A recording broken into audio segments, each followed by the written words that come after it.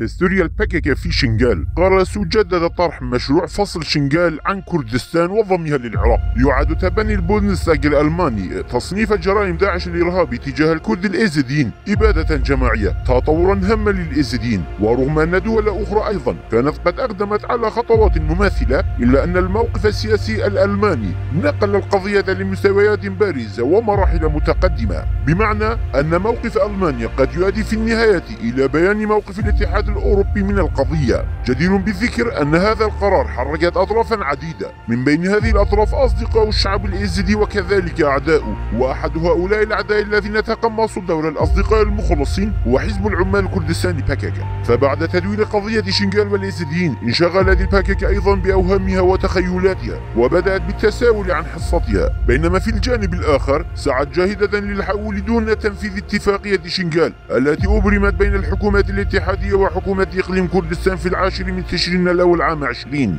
فبدأت بانشطاطها وصنعت عملاء وحاولت إشعال الفتن والعداوة بين الشعب الإيزيدي. وعندما يئست الباكيكا من استخدام أمير الإيزيديين كما أرادت، شرعت بمخططها الهادف لتشويه صورته أمام أنظار الإيزيديين، فنشرت ماكينتها ادعاء عشرات الأنباء الكاذبة والمفترية والتصريحات المضللة المستهدفة شخص أمير الإيزيديين. موقف الباكيكا تجاه شنغال ليس صراعا سياسيا عاديا على الإطلاق، كما هو ليس مطلبا لتضمين موقع ومكان له، بل موقف الباكيكا عموما هو علامة مرض قبيح وخطير، ألا وهو مرض الخيانة. فمنذ عام 14 تواصل الباكيكا هذا الدور التخريبي، وآخر محطاتها كانت مواصلة القياد البارز للباكيكا مصطفى قرصو لخيانة الباكيكا، قائلا: يجب على الإيزيديين تنظيم أنفسهم، يجب عليهم الدفاع عن أنفسهم داخل العراق، يمكن أن تصبح لديهم علاقات مع جنوب كردستان. نعم، هذا ما تفضل به قرصو. باع الإيزيديين العراق بثمن بخس، مستدركا خيانته بالتفضل عليهم في السماح لهم بعلاقات مع إقليم كردستان. هذه هي الخيانة، أن تفصل الإيزيديين عن كردستان وتفرغ كردستان من الإيزيديين. وما زالت الباكيكا صاحبة هذه الخيانة العظيمة تعرف نفسها على أنها ولية أمر الإيزيديين، إلا أن الحقيقة هي أن هدف سياسة الباكيكا تجاه شنغال واحد لا يتغير، وهو المقايضة بشنغال مقابل مصالح مادية للحزب والحصول على موقع له.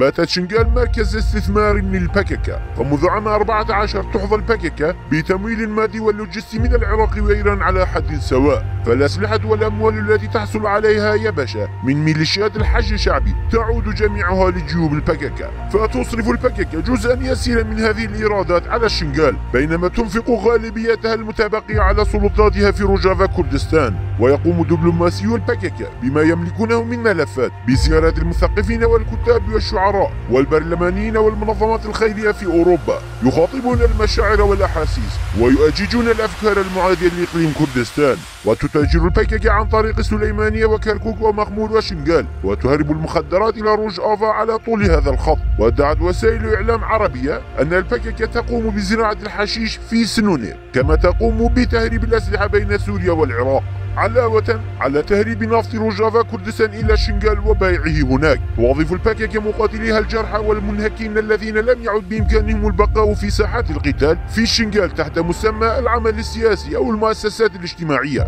وتجند شباب شنغال كمقاتلين في رفوفها وتنقلهم إلى مناطق أخرى. ولو تم تنفيذ اتفاقية شنغال فستخرج القوات غير الرسمية من شنغال، وستحصل شنغال على هويتها الحقيقية الأصلية، وستنتهي سطوة الباكيكا هناك، وستغسل آنذاك الدجاجة التي تبيض بيضا ذهبيا وتضيعها للأبد، ولن يعود بإمكانها استغلال شنغال. فهذه هي قضية الباكيكا برمتها. مصطفى قرصو الذي لم يتعلم طوال حياته كلمتين باللغة الكردية، إذا التقى بأم إيزيدية لا يستطيع التحدث معها بكلمتين، فكيف يقدم النصح للكرد الأصلاء؟ وكيف لشخص مثل قرصو عديم الأخلاق والمخلص للكمالية أن يتحدث عن هوية ومصير أرض شنغال المقدسة، وأن يحاول ربط الموطن الأصلي للشعب الكردي أي شنغال بالعراق؟ فمنذ عام 14 تختبئ الباكيكا تحت رداء بعض الأمهات اليزيديات في شنغال، وأقامت لنفسها محل إقامة وسكن دائم تحت ظلهن. وإذا غادرت الباككة شنغال واستقرت أوضاع المدينة فسوف تستعيد إيران الامتيازات التي منحتها للباككة. فتصريح قرسو عندما قال يجب أن ترتبط شنغال بالعراق وفي الواقع رسالة للحكومة العراقية الجديدة مفادها لا تتركوا شنغال لكردستان ونحن سندعمكم.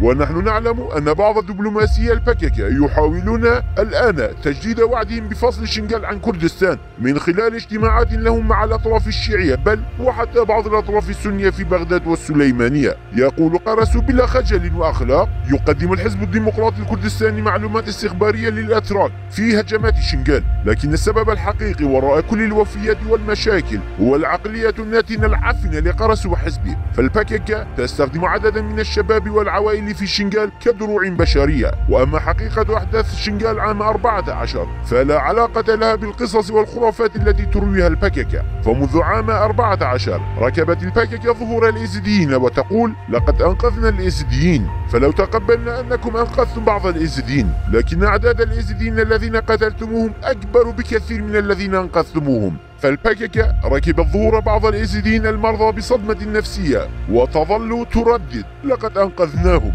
يتساءل مصطفى قرسو هل من الممكن أن يكون هناك اتفاقية مبرمة بين الحزب الديمقراطي الكردستاني والحكومات المركزية؟ هل شاركوها مع آراء الإيزيديين؟ صرح أمير الإيزيديين أنهم يعتبرون اتفاق شنغال بمثابة تحرير إيزيدي شنغال ورحبوا بهذا الاتفاق. وقال المجلس الروحاني للإيزيديين إن اتفاق شنغال هي السبيل الوحيد لتضميد جراحنا ووافق على الاتفاقية. كما أن هناك 3 برلمانيين من شنغال تم انتخابهم من قبل أهالي شنغال وبأصواتهم، ووافق البرلمانيون ال3 أيضا على الاتفاقية. فيبدو أن قرسو لا يرى أمير الإيزيديين إيزيديا، ولهذا تساءل عما إذا كانوا شاركوها مع آراء الإيزيديين. الباككة تقدم فصولها الأخيرة من مسرحيتها الزائفة في شنغال، تقول بأنها تمثل الإيزيديين وهذا ليس بصحيح على الإطلاق، بل الحقيقة الوحيدة هي أن الباككة تمثل أكبر عقبة أمام استقرار شنغال واستتباب أمنها، كما أن سبب استمرار مسلسل الموت والفوضى فيها هو الباككة وحدها. وبمغادرة الباككة لشنغال سترحل الاضطرابات والفوضى والمشاكل معها وإلى الأبد.